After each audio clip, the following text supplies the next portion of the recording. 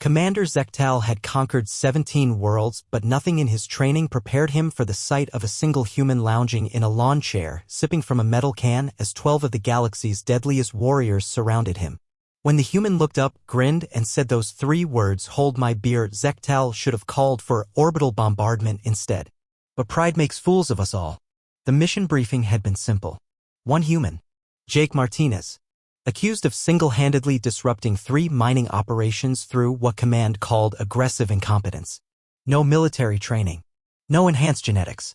Just a maintenance worker who'd somehow cost the Dominion millions in damages. Probably drunk when he did it, Subcommander Vex had joked during deployment. Humans and their intoxicants. Now, standing in the abandoned warehouse district of Colony 7, Zektal watched Martinez carefully set his beer on a crate, stretch like he'd just woken up, and crack his knuckles. 12 of you? Jake asked, surveying the squad. Man, I'm flattered. Usually it's just local security. You guys look expensive.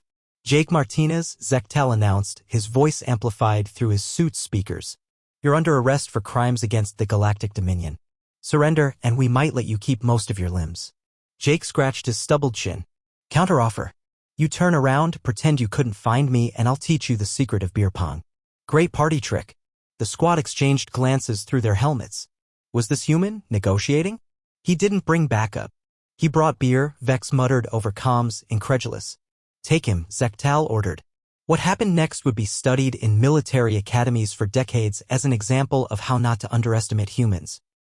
Warrior Th-Rex moved first, charging with the speed that made Valdorians legendary. Jake grabbed his beer can, shook it vigorously, and popped the tab. The pressurized spray hit Th-Rex's visor sensors, temporarily blinding him. The warrior crashed into a wall of shipping containers that Jake had apparently loosened beforehand. Ooh, that's gonna hurt tomorrow, Jake winced sympathetically as 2 tons of metal buried the elite soldier. Pattern Omega. Zektal barked. Surround and contain.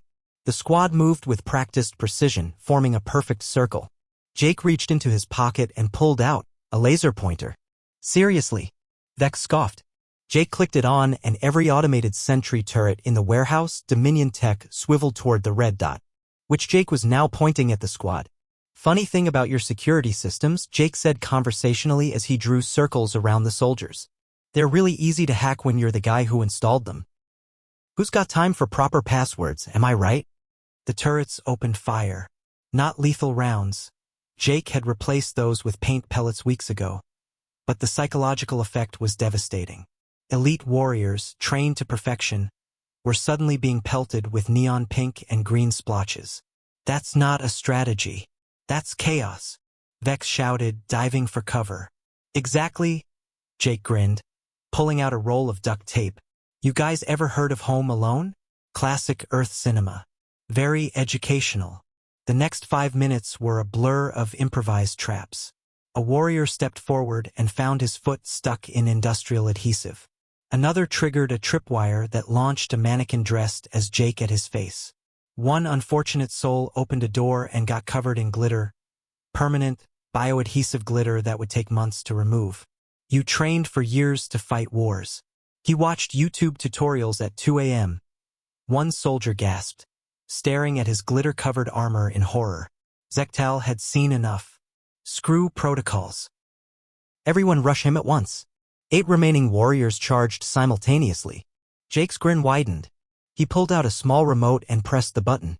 Every speaker in the warehouse, and there were dozens, exploded with Earth's most psychological weapon, Baby Shark, at maximum volume. The Chronari warrior, whose species had ultra-sensitive hearing, dropped immediately, clutching his head. 2 others collided as the repetitive lyrics disrupted their neural implants. The rest stumbled, their precision shattered by the auditory assault.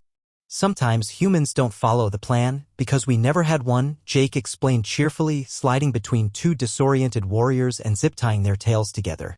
By the time the song ended, after the longest 3 minutes in galactic history, only Zektal remained standing. His armor was pink, green, and glittering. His pride was in pieces. His squad was either unconscious, trapped, or frantically trying to get do out of their heads. How? Zektal demanded. You're just a maintenance worker. Jake retrieved his beer, took a long sip, and shrugged. Buddy, I'm a human maintenance worker. Do you know what that means? It means I fix things that highly trained engineers break. It means I make broken stuff work with duct tape and spite. It means I've been MacGyvering solutions since before I could walk. He gestured at the chaos around them. Your squad trained to fight soldiers. I trained to fight Murphy's Law. And Murphy? Murphy always wins. Zechtel raised his weapon, but Jake held up a finger. Before you do that, check your ammo. The commander looked down. His power cell was missing, replaced with a note. I owe you 1 battery, Jake, smiley face. When did you About 30 seconds into Baby Shark. You were really focused on not dancing. Can't blame you, it's catchy. Zechtel lowered his useless weapon. This is impossible. Command said you were nobody. Unimportant. Yeah, well, Jake finished his beer and casually tossed the can into a recycling bin 20 feet away. That's the thing about humans. We're all nobody until somebody makes us somebody. And you guys? He gestured at the defeated squad. You just made me somebody. A dropship roared overhead, Dominion reinforcements arriving. Jake sighed and pulled out another beer from seemingly nowhere. Round 2, he asked Zechtel. Fair warning, I've got a whole case of these and I just remembered where I put the confetti cannons. Zechtel activated his emergency beacon, signaling full retreat. As medics arrived to extract his glitter-bombed, paint-splattered, thoroughly demoralized squad, he had to ask, why didn't you kill us? You could have. Jake looked genuinely offended. Kill you? Dude, I'm not a soldier. I'm just a guy who really doesn't like being interrupted on his day off. You're lucky you caught me in a good mood. This was you in a good mood? Yeah. Bad mood me would have used the actual sharks. As the Dominion forces retreated, Zechtel received a transmission from command. Report, Commander. Is the target neutralized? Zechtel looked back at Jake, who was setting up a lawn chair again, apparently planning to finish his day off in peace. The human raised his beer in a mock salute. Target is. Zechtel paused, choosing his words carefully. Beyond our current capabilities. Recommend upgrading threat level to. Do not engage unless you want to end up on YouTube. YouTube, Earth thing. You don't want to know.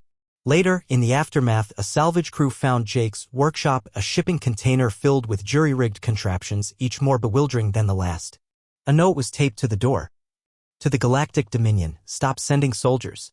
Start sending party invitations. I make a mean margarita. Jake, P.S. your elite squad? They're internet famous now. Don't worry, I edited out the crying. And that's how Jake Martinez, maintenance worker and professional chaos agent, became the only human with a do not approach order signed by the Galactic Emperor himself. The moral of the story? Never underestimate a human with a beer and too much free time. Especially when they tell you to hold their beer.